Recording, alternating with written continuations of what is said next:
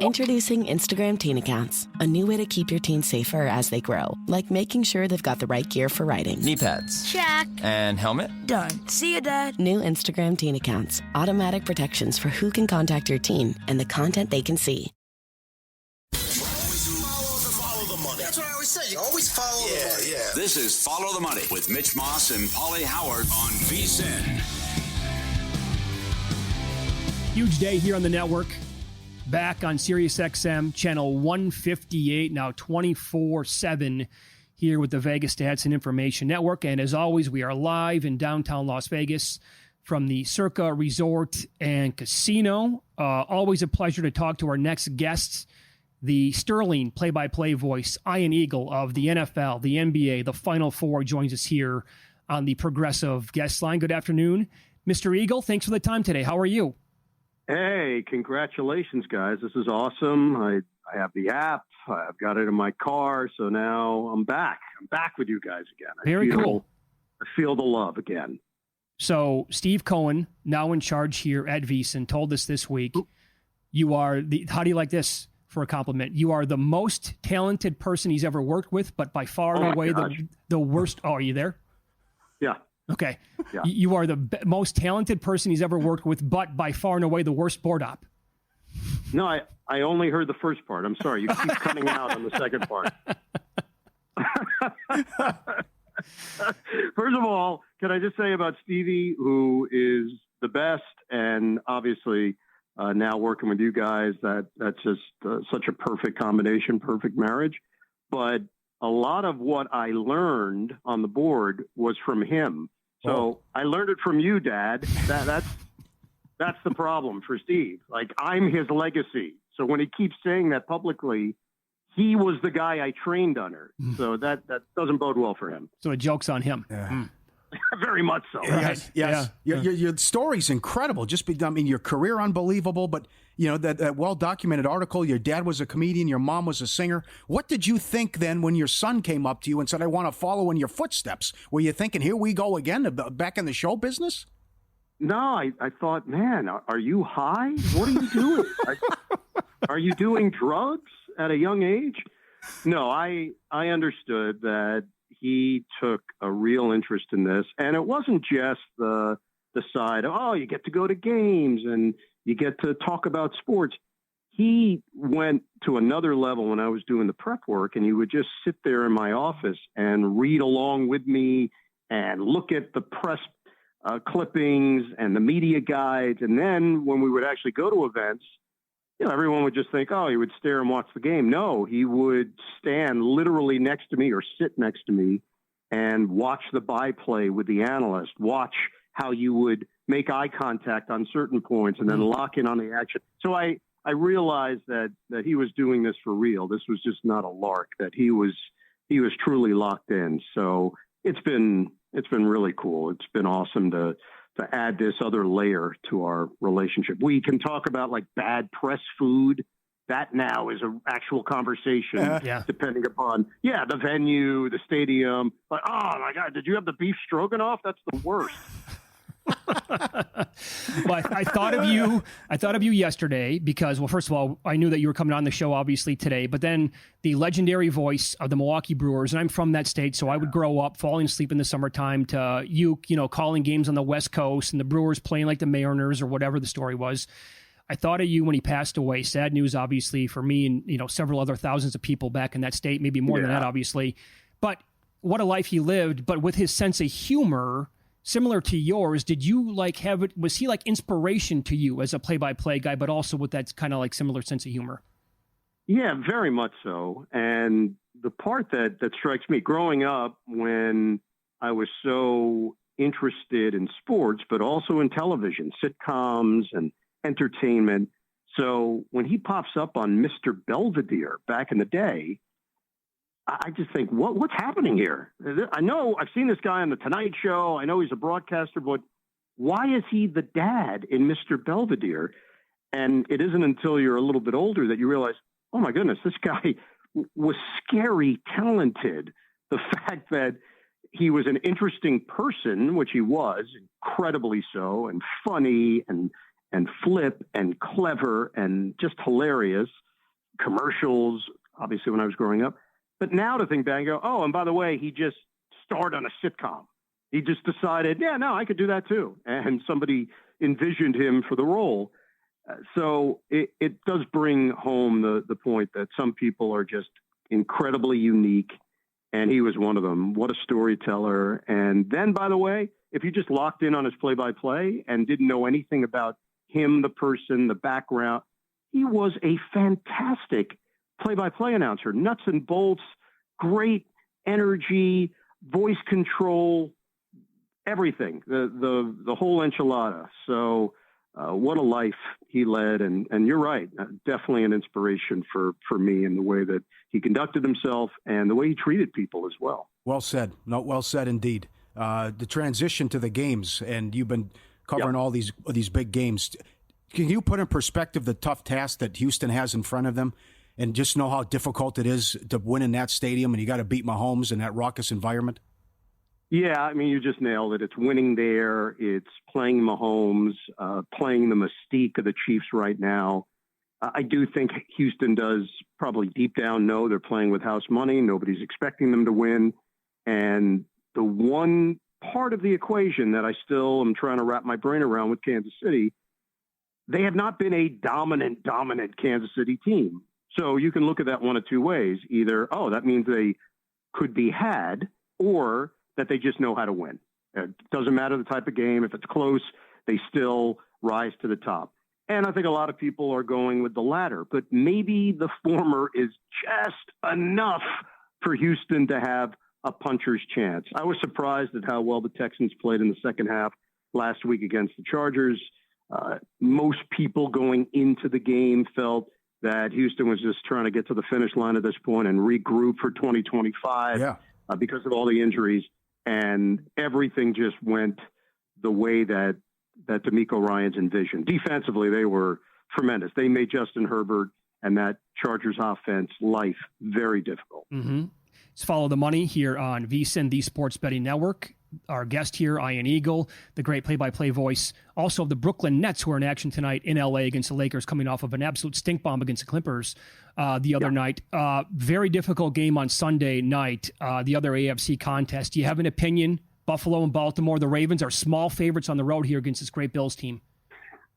Yeah, my opinion is you have weather, so you throw that into the mix. How that affects, I don't know. I did that Buffalo-New England game late in the regular season where the Patriots hung with the Bills on a really cold night. It was a 4:30 start in that game, Eastern time. It got down to 6 degrees by the time we hit 7 o'clock local time, and the Bills had problems in that game. They just could not get their act together, and the Pats had chances.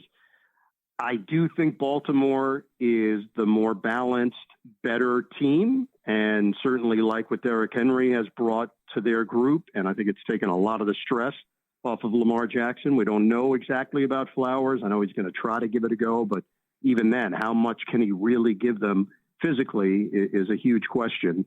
But they don't depend on any one guy. They can mix it around. They can now do some things to you when they get ahead, which they maybe couldn't do in past years. And then defensively, their questions were all in the secondary, and they've remedied those issues the last couple of weeks. They've gotten a whole lot better on that side of the ball. So you can tell where I'm angling towards in this game. I love Josh Allen. I love what the Bills have done. I completely understand the home field advantage that comes with that matchup. But I do think there's something about this Baltimore team, and I think they're as dangerous as anybody in the league right now. I agree with you, but what if you know what's going to happen if they lose? All the stuff that's going to be said about Lamar Jackson. How do you feel about that? Of course. Yeah. Yeah, and he knows. That's the thing. It doesn't matter what I think, what you think, what the listeners think. It's if it starts to affect him. He's very well aware of it. He does not shy away from it in our production meetings when it comes up. Okay. He deals with it head on. So you can look at that in one manner, which is, oh, that's a good thing. He's cognizant of it and wants to change it. Or you could look at it the other way, which is, wow, really? That's on his mind? He's still thinking about that stuff?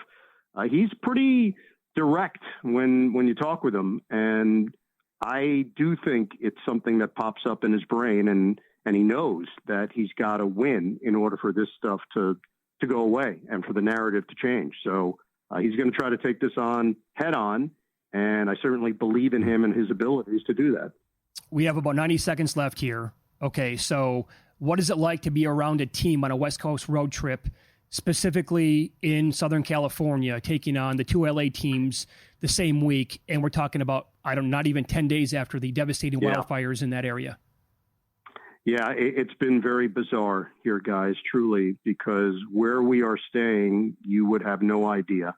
If you didn't turn on the television, you would not know. There are no examples of it where we are, and we're far enough away from it that it's not being talked about in this general area. But we're aware. Everybody's aware. So it's a little bit eerie in many ways, knowing the devastation that took place here. And now that they've picked up the schedule, Clippers, it was not a huge crowd. I think tonight the Lakers will be packed on a Friday night with the Nets in town. I believe it's going to be a different vibe there. But to answer your question, I didn't know what to expect, and I'm not sure I necessarily expected this. Yeah. Well, you're the best. Thank you so much for your time today, sir. We appreciate that. Have a great call on the game tonight, and we'll talk to you soon, okay? All right, guys. Miss you. So glad I get to hear you all the time again, and congrats. Looking forward to chatting soon. Thank you, sir. Far too nice. There you go. The great Iron Eagle with us on the Progressive Guest Line, calling the Nets-Lakers game tonight. All right, let's follow the money here on VSiN, the Sports Betting Network. We will get into the 4 games that we have this weekend, dive into them. We also, it appears as if we have some major breaking news in Major League Baseball. That's coming up here on VSiN.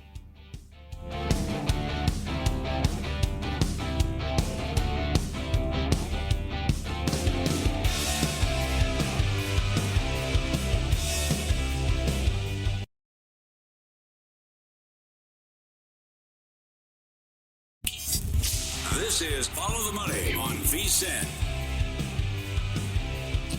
So here is your rotation for the defending World Series champion Los Angeles Dodgers entering the 2025 season.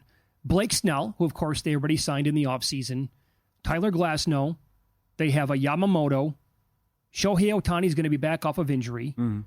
Depth-wise, they have Tony Gonsolin, Bobby Miller, Dustin May. And moments ago, they just added Roki Sasaki to the rotation as well. Are you serious? The Blue Jays ever have a shot? Can the Blue Jays get somebody? Bob Nightingale, I think it was, who said, as we expected all along. Well, here's the Here's the scary stuff. This is from David Schoenfield. It's not a stretch to say he has the potential to be the best starter in baseball. In 4 years in Japan, he had an ERA of 2, averaging 11 strikeouts per 9. He's hit 102 miles an hour. He's 6'3". You could argue he's right up there on the Strasburg-Skeen scale. Oh, boy. As a pitching prospect, except he's already dominated as a pro. Who comes to mind? Who do you compare him to? He goes Clemens and Schilling. Okay. Yeah. You're right. You said it during the break. Are they even money to win the World Series? They're 3-1 right now at Circa. That's going to come down.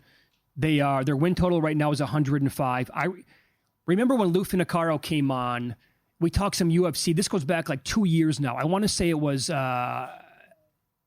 coming up on March of 2023, the World Baseball Classic. Had to be, because that was when Ohtani struck out Mike Trout to win it. And Japan beat USA.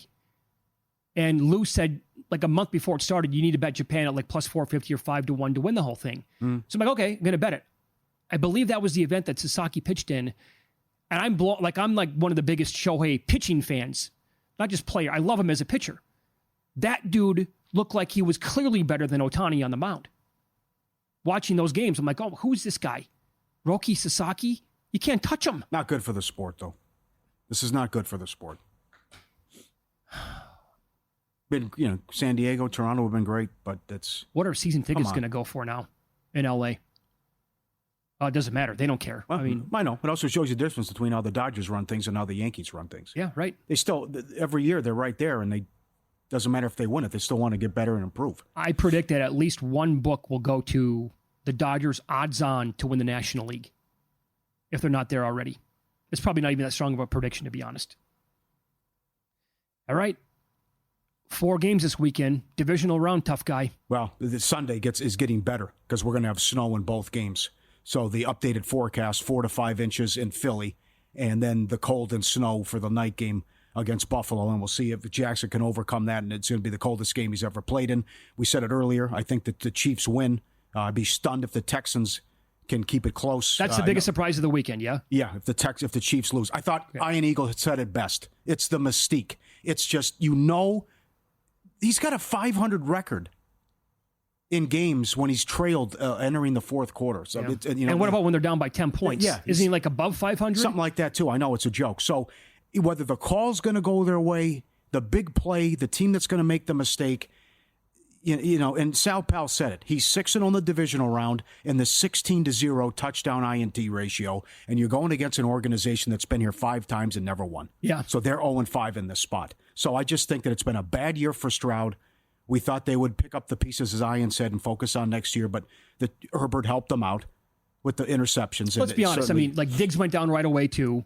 Yeah. Dell going down. Like, this was supposed to be one of the best trios at wide receiver in the entire league. Yeah, that was big, I know. But his regression was a big story as well. For sure. And how he struggled and made some awful decisions. But it's the fact that you get all these guys back, right? And they won by 8 in the first meeting. I understand you're asking them to do something that they rarely have done.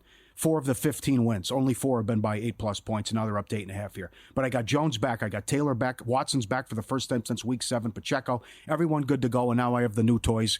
Now I have a Hopkins. I have a Brown. And, Kelsey will be available too when he'll have a big game. It's just maybe Anderson and Hunter can wreak havoc, but it would have to be a special teams miscue. It'd have to be Mahomes turning it over. I just can't see it because I think Stroud will turn it over as well, and Spags will have something dialed up. As we talked about earlier, they only sacked them once in the first meeting. They were great on third down, and that's where it's going to decide the game, and I know Mahomes is going to make plays on third down. Yeah, no doubt. I mean, the Texans were tied for the 4th most sacks in the entire league this season. They only got to him once. If they cannot produce any pressure on him or get to him and sack him, that's going to be a major issue, and their chances of winning the game are going to go into the toilet. And the third downs as well, as you said, they are one of the best third down defenses in the league, but KC on the year converted almost 49% of third downs on offense, which was second best in the entire NFL. Something to keep an eye on. The referee crew here, led by Clay Martin. They're big. They threw 59 flags for offensive holding, tied for the most in the NFL. And that comes into play here with the Chiefs because they were flagged for the second most offensive holding calls the entire year at 29. The Texans had 22, tied for the 14th most. So if you are starting out with 1st and 20, if you're the Chiefs, that could be a big thing. And then you could actually just tell Anderson and Hunter, okay, now you got to go snipe them off even faster because they're going to be in passing situations more. Yep. Again, favorites, laying 7.5 or more, have won 18 consecutive playoff games.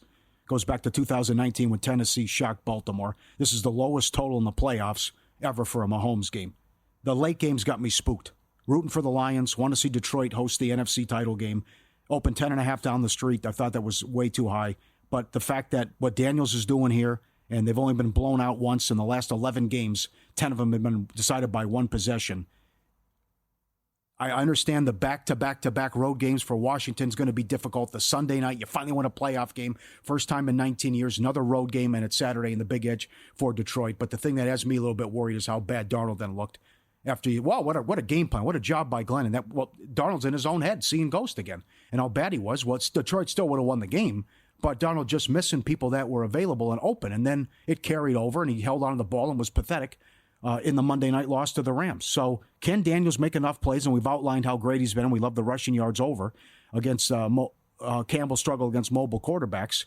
If maybe there's a turnover here, a Goff mistake there, and they just can't get off the field, and because Washington, while they're so aggressive, well coached with Quinn, and Kingsbury's awesome with the dialing up the play calls, that they keep getting it done 3rd and 4th down. Yeah.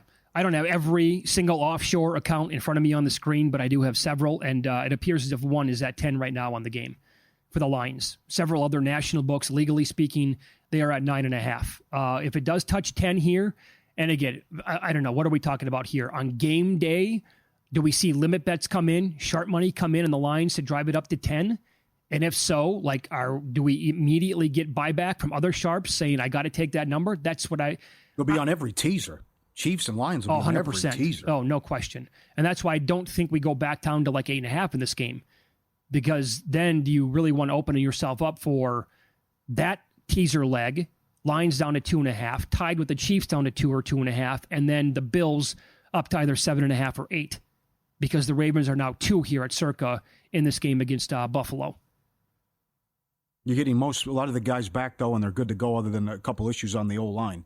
But the numbers I can't get away from again. Dan Campbell, 10-0 straight up as a favorite in prime time with the Lions. Last 3 years, first half, 39-14-1 ATS. And your big boy, Goff and Campbell, 18-2-1 ATS when their opponent averages 24 points per game or more. It's ridiculous how they keep doing this. But they haven't gone back-to-back years winning a playoff game since the 50s. So much like we talked about, Cleveland, Jets, Vikings, they're on this list too. Most tortured fan base. Just win this game. Win this game, host the NFC title game. You'll have an excellent chance to go to the Super Bowl. I would be much more concerned about the Commanders' play since week 1, the only time they were blown out the entire year. Yeah. And how if you let this team linger into the fourth quarter, that's right. Good luck killing them. Money, I know. But they can't stop the run, though. They're 30th against the run. Yeah. How does Ben Johnson not have all this stuff prepared and ready to go? And here comes I'm sure Gibson, it will. Montgomery. And, right. It makes me want to fire on Goff attempts under 33.5, to be honest. All the numbers are there telling you. The Lions are going to run all day in this game. But as we said before, Ben Johnson, maybe his only fault, in my opinion, would be that he does get too pass happy. We saw it. I thought it happened in the Buccaneers game this year. Well, I think he learned from that, though, too. He was bad in that game. He was bad. I just don't want to see it happen again because I'm holding several futures on this team. Yeah. Take us wherever you go, wherever you are. VSiN, the Sports Betting Network, now live 24/7. Sirius XM Channel 158. Whether you're at home, on the road, or on the go, now there's more ways to tune in to VSiN. Stream us live, VSiN.com, VSiN Watch app, YouTube TV, iHeartRadio, Fire TV, Roku, and now Sirius XM. Great to be back.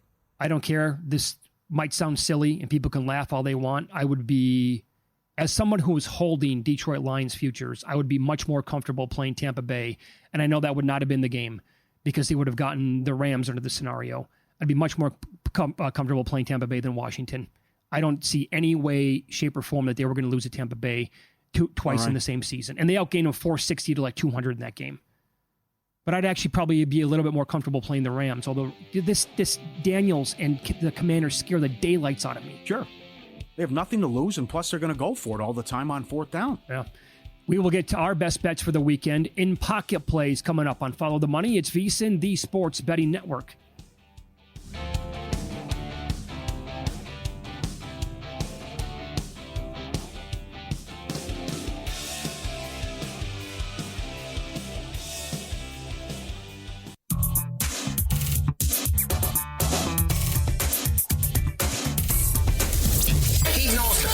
Was on coke if his girlfriend was not done. These games are a burial, a blowout, a human lock.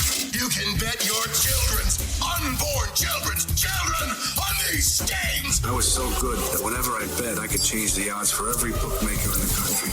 All right, 2-0 in the NBA. OKC lane 3 against the Cavs. Opened up a can. Thing was over in the second quarter. Incredible performance by the Thunder, and the Kings covered against the Rockets in the night game. To the pending. And a ton of props available for Divisional Round weekend. Every team with a rushing touchdown, 20-1. Doesn't seem like it's that difficult with the running backs and the teams that are still available. Not bad for some pizza money. Every team to kick a field goal, plus 250. All teams to have a touchdown and a field goal, 6-1. Will Howard, title game MVP, $1.10. Hard to envision a scenario where Ohio State wins and he doesn't get the MVP in the title game Monday. Okay, so we got 2 suspect kickers. 2 kickers I don't trust in the late game Sunday. Tucker's missed a couple extra points, and he's 73% on kicks this year. And then Bass has missed 5 extra points. And what's supposed to be run with a high total, with 2 very, very aggressive coaches, who's trying a 49, 50-yard field goal, right? That plays into it. I'll say Sirianni does, if anybody. Yeah, okay, right. And that the same thing, but the weather again, because you can't trust Elliott. Why would you do that? Oh, I'm sorry. Yeah. Right. So, but I understand. Maybe.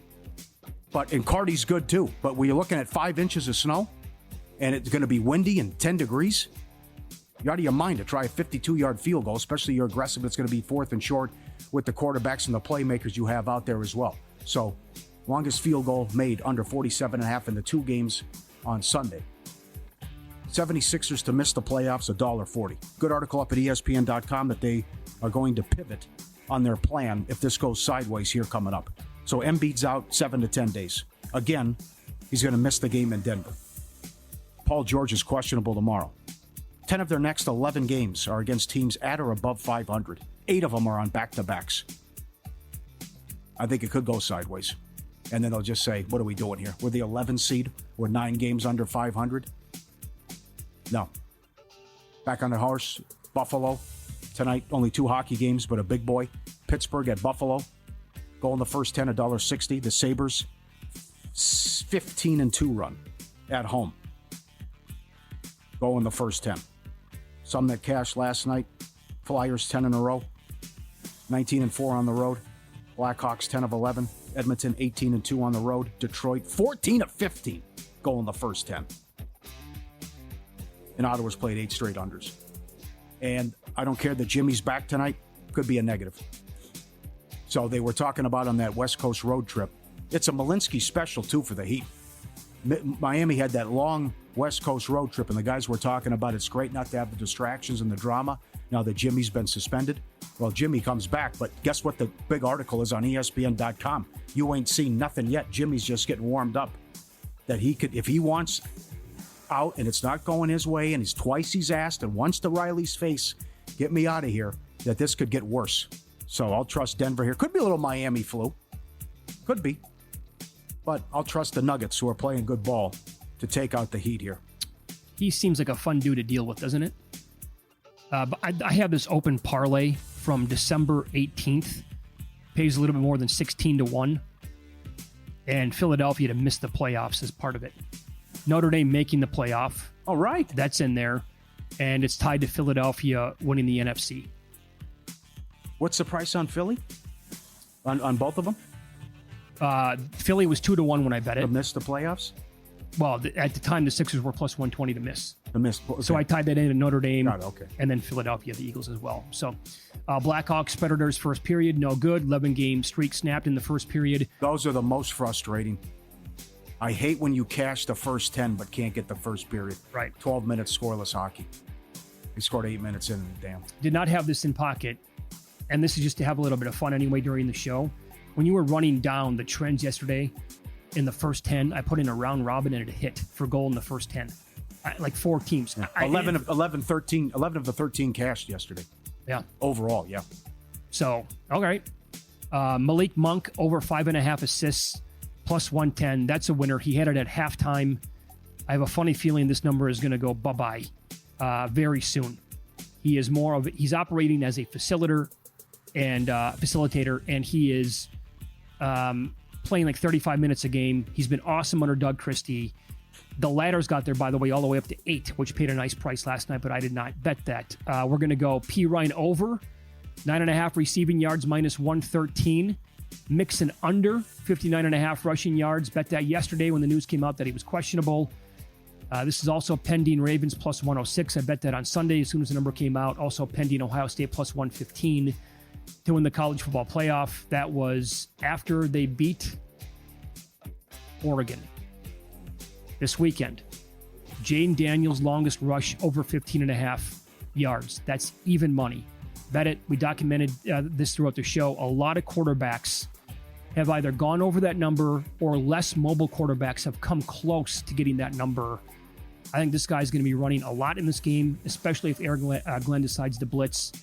And on top of that, we're going to go some pizza money here on laddering Jaden Daniels up with the rushing yards. 80 plus 305, 90 plus 470, 100 plus 7-1.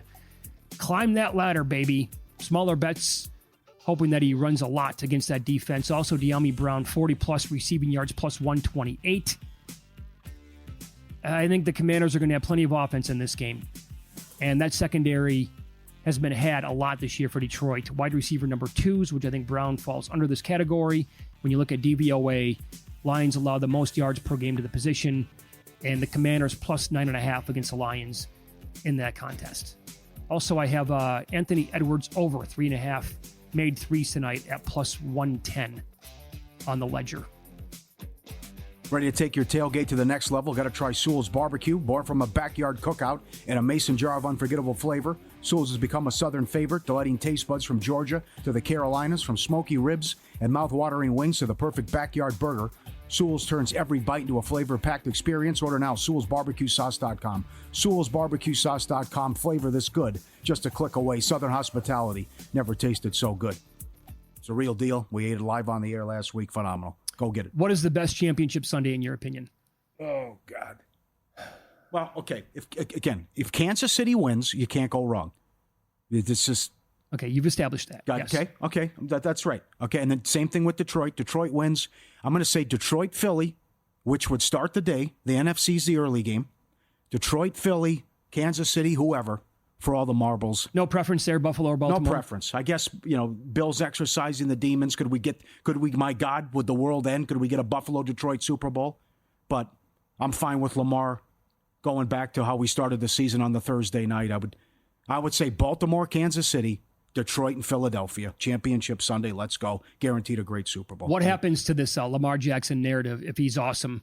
They beat the Bills, and then he goes into Kansas City, and then he wins the game. Is it dead? Oh, absolutely, it's dead. Yeah. I think they still put up good numbers in some of those games. Well, I know. It was silly turnovers, but also Monken losing his head last year was just bizarre. But now you have Henry, and you can bet your ass he's going to have a ton of carries on Sunday. I'm concerned about Zay Flowers. You have to be. The guy had a great season. Now, how about this? Total weapon. It looked like an innocuous play. Yeah. Because remember, after the game, Harbaugh said he'll be okay. Well, you ain't going to miss 2 playoff games. 2 playoff games. Although he's still giving him a chance. The door's slightly open, but doubtful. But they also, here's the thing. This is why I would have gone Josh Allen MVP. Mike Palma and I were talking about this, the VP of Circle, last week during the Ravens game. I mean, Jackson had an unbelievable season. The numbers don't lie, right? I would like you to sit down once and compare the skilled players for Baltimore to that of what Josh Allen has in Buffalo. Come on. I don't think it's close. You want to go Andrews and Likely against Kincaid and Knox at tight end. Clear advantage, Baltimore. Wide receivers, I'd probably take Zay Flowers over any of them that they have in Buffalo. I like Shakir. I think Shakir is fine. He's good. Coleman, I'm still not far from blowing away. Amari Cooper has done absolutely nothing. And I guess Mac Hollins is the other guy. But you can go Bateman. You can go with other guys that Baltimore can throw into the mix. And then Cook is fine. But they have Derrick Henry at running back. I don't think it's close. I think Baltimore's the best team in the AFC. Can you imagine a Detroit-Buffalo or Detroit-Baltimore Super Bowl? Well, the total will be similar to this week. With the 44-42 game? I mean, it'd be the Patriots-Eagles Super Bowl all over again. How? The Patriots lost the game at 500 yards, didn't punt. Right. I think that the total in either one of those matchups would have to be very close to what we're looking at this week with Detroit and Washington. And again, that's the highest total in the playoffs since Tampa beat Kansas City in that Super Bowl. That was 56 in that game. Chiefs scored 9 points. Remember that? The offensive line was decimated. He's running for his life. Buccaneers killed him. Yeah. I think Lions, Rams. Honestly, the NFC. Stafford going back home, that's not a bad angle, I know. This will be torture to me if the Lions lose, but the Commanders involved. The Commanders are sexy, man. Philly's awesome. I know. They just got to get Hurts right. Philly has a ton of talent. VSiN host Mike Somich will empty the chamber of his best bets in the NFL Divisional Round coming up next.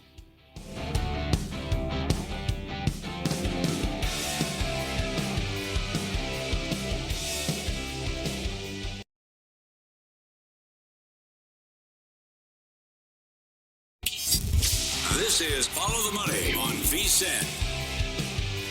Closing the show on a strong note, VSiN host Mike Somich on the desk here in studio. His show is called Ready, Set, Bet, Saturday and Sunday evenings right here on VSiN, and now on Sirius XM channel 158. Good afternoon, Mike. How are you? Doing good. Here to redeem myself. Rough week last week. But we had a string of good weeks before that, so hopefully we can have a big one again here, round 2 of the playoffs. All right, first game on the board, Saturday afternoon out here on the West Coast, 1:30 kickoff time, 4:30 on the East Coast. Chiefs-Texans, how do you want to attack it? I'm all over the under here. I played it at 42.5 right when the line came out. I gave it out on VSiN, my article on Tuesday at 42. We're sitting at 41.5. I would hold out a little bit here, see if you can get that under 42. I would still play it under 41.5. This is a setup where, everyone's been talking about Jalen Watson coming back for the Chiefs. I do think that makes a big difference. They were a top 8 pass defense with him in the lineup there for the first 7 weeks. They were bottom 10 without him. I don't think we're going to get a full go, but at the same time, when it's just Nico Collins and there's not that much else, the Tank Dell injury happened against the Chiefs a few weeks back. We saw what their offense was like without it. They really could not move the ball effectively against this Chiefs team.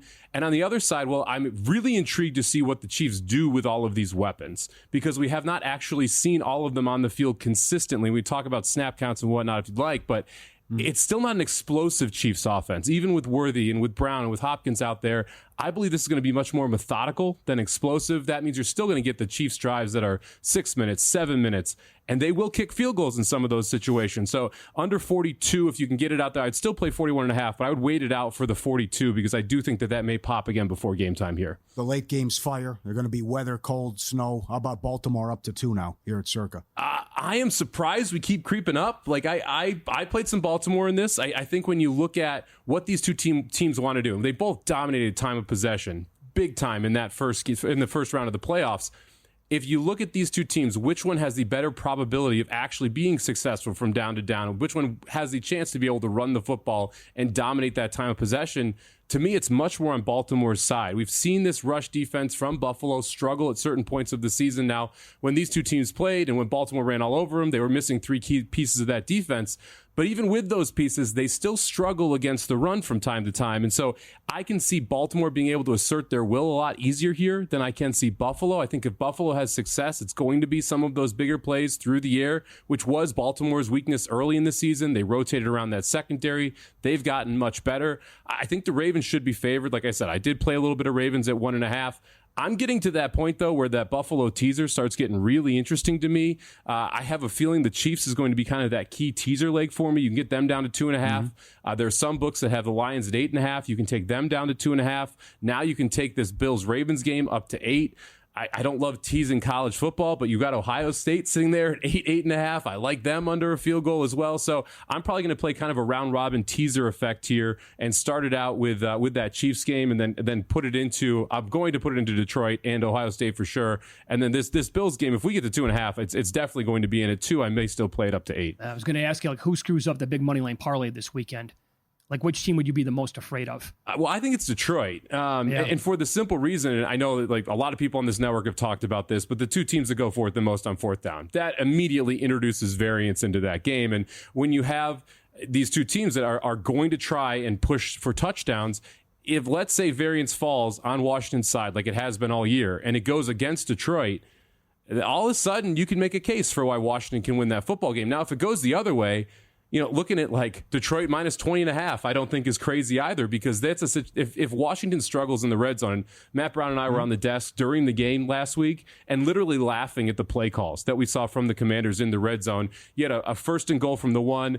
They have not been able to run the ball up the middle. They try and run it up the middle, get stuffed from -2, can't score from there. They had 1st and goal from the 8, run it up the middle once, and then call an option on 2nd and goal from the 8. Now they score a touchdown on 3rd and goal from the 10, but you don't want to be on 3rd and goal from the 10 when it's 1st and goal from the 8. And so because of the play calling in the red zone efficiency for Washington in the red zone, I'm more interested in playing the Detroit alt side. But I can see a world where, look, variance goes against the Commanders. It goes for the Commanders. It goes against the Lions. And all of a sudden, the money line is in play here for the Commanders. I made the case, sorry, Paul, for Daniel's rushing yards on the ladder. You want to make a case for Brown here, right, in this game? So I want to make a case for Brown, Hollywood Brown, in the Chiefs game. Copy. So really interesting when you actually look at the snap count, when it is Hollywood Brown, Xavier Worthy, when you've had Kelsey back, and when you have Hopkins in the lineup. The two games where I'm going to say tried, because really it was the Texans game and the Steelers game, you saw Brown run 34 routes. He got 15 targets on those 34 routes. And when you're looking at this Texans defense and where you want to attack them, it's short in the slot. Well, that's exactly where those routes were going for Hollywood Brown. Right now, he's sitting at 41.5 receiving yards. I'll take the over there. I laddered him up to 80. You can get 60 plus at plus 205. You can get 80 plus at 5-1. I think he ends up being the Rashee Rice of this game for the Chiefs. He fills that role where it's a lot of these 8-yard, 7-yard, 10-yard passes that he tries and breaks for 15 or 20 yards. If he gets that target share, I think he has a shot at having a big game for the Chiefs. And the number is still low at 41.5, that I like laddering it up. Okay, how about Gibbs here now? So Washington's 30th against the run. They have 137 a game. Detroit averages 138 a game. And then Tampa had 100 yards rushing against Washington in the playoff game. Montgomery back, though, but is it still Gibbs can get what he wants? I think Gibbs is still your guy in a lot of situations here where you want to focus on getting him going. Montgomery back is great, but this was an injury where people were expecting Montgomery to be out for the year. And now all of a sudden he's coming back here. I don't think they want to overuse Montgomery in this spot, especially as 9-point favorites, especially if the game starts to get out of hand. I think that's where you go to Gibbs more. And when you go back and I liked Bucky Irving in that game last week. I don't know why they didn't try and get him going more. And you had situations where he started to take over the game, and then all of a sudden we're calling some goofy Mayfield follow him through a hole type plays. It's just like, just run the football. Don't run end arounds to Jalen McMillan. Just give it to Bucky Irving. He's been consistently good for you. I don't see Ben Johnson doing that. I see him being like, you know what? We're just going to run it with Gibbs until you prove that you can stop it. And in that case, I'll take Gibbs at 100 yards. You can get him, 90 plus yards at plus 100. So you get basically even money there for 90 or more for Gibbs, who I do expect to be the bell cow. All right, take us through the early game Sunday. 4 to 5 inches of snow expected, going to be cold. What do you think of the Rams now? Monday Night Football on the road against Philly, and I see Verse calling out the fans, and Barkley's not happy. This was a blowout in the first matchup when we know they ran for 300 yards. What do you think? They did run for 300 yards, and I kind of want to lean into that. See, I don't really trust the Eagles again. This is a much worse matchup for the Rams, though. They had a great matchup just from a schematic perspective against what you saw from a blitzing defense. This is not anything near that blitzing style of defense the Eagles are going to rush for, sit in that too-high shell that we've seen them run all year. On the other side, the Eagles are going to try and run the ball, and run the ball some more. I went to a prop that's kind of buried down in there. You can get Stafford versus Hurts, more passing yards. Give me Stafford minus 150. In Hurts' 3 playoff wins, the most passing yards he has ever recorded is 151 yards. If the Rams get in chase mode, Stafford's throwing. Yeah. If the Rams win this football game, Stafford had a good day through the air. I don't think Hurts has that same success. So give me Stafford minus 150, more yards than Hurts. How about this? Our buddy Weston found this at BetMGM under original bets. Jared Goff to complete his first 5 pass attempts of the game, plus 260. 2 weeks to prepare, indoor bad pass defense. Ben Johnson dialing up the good stuff to begin the game. I mean, I don't hate that at all. I mean, because you have a lot of weapons that you can go to there, but we've also seen Goff do that. That's the other part of that. I mean, we saw him start a game 17 for 17. We've seen him throw for a very high percentage, and you have a defense that I think is going to, if I'm Washington, I'm like, we're stopping the run. That is the first thing we try and do. If that's the case, it's going to give Goff even more looks and more separation for those wide receivers. So I don't hate that at all. At a nice plus number. These menus are gigantic. It's under original bets? It's under original bets when you go on. Yeah. Do you do first 10 in hockey? I actually like first period unders in hockey, but I don't generally play them until after the All-Star break. So I've been tracking this for about 3 years. The style of hockey adjusts dramatically once you get into, okay, we actually know who's going to compete for the playoffs. Generally, that's after the All-Star game. You really start to see that. You can dial in on teams that are both in the playoff race, playing each other when the home team specifically likes to go under in the first period, and you can attack that. And they're almost always plus money because in this part of the season, right now that we're in the early part of the season, you see a lot of first 10 goals. You see a lot of first period overs because it's just more open. You don't have that playoff style hockey that starts to sink in. We're starting to get to that point. We're not quite there, but we will see it pretty soon. I did play a first period under tonight. Carolina Hurricanes, traditionally one of the best first period under teams when they're at home. The Golden Knights went on the road. Also a pretty good first period under team traditionally. I took the two of them, first period under 1.5 tonight. That's sitting at plus 105 right now. Plus 105. All right, very good. Only 2 games in the docket, and yet you were able to come away with a couple of bets there. Yeah, we had that first period under at the plus 105, and we also went to the Buffalo-Pittsburgh game. I considered playing the over here at 6.5. These are two teams going in different directions. Buffalo really struggled early in the season. They have turned it around, starting to play better hockey. Pittsburgh's lost 4 of the last 5. If I like the over, I believe in variance. So let's lay it here with Buffalo. We can get -1.5 on Buffalo, plus 180. So let's take a big plus money price. Buffalo winning by 2 or more. Very good. You can follow Mike on X. He's at SalmoBomb18. One of the co-hosts on Ready, Set, Bet, Saturday and Sunday nights right here on VSiN. Thanks, Mike. Good luck this weekend. You got it, guys. Thank Yeah. Prime time is next. Jonathan Von Tobel, Matt Humans. Great to be back on Sirius XM Channel 158.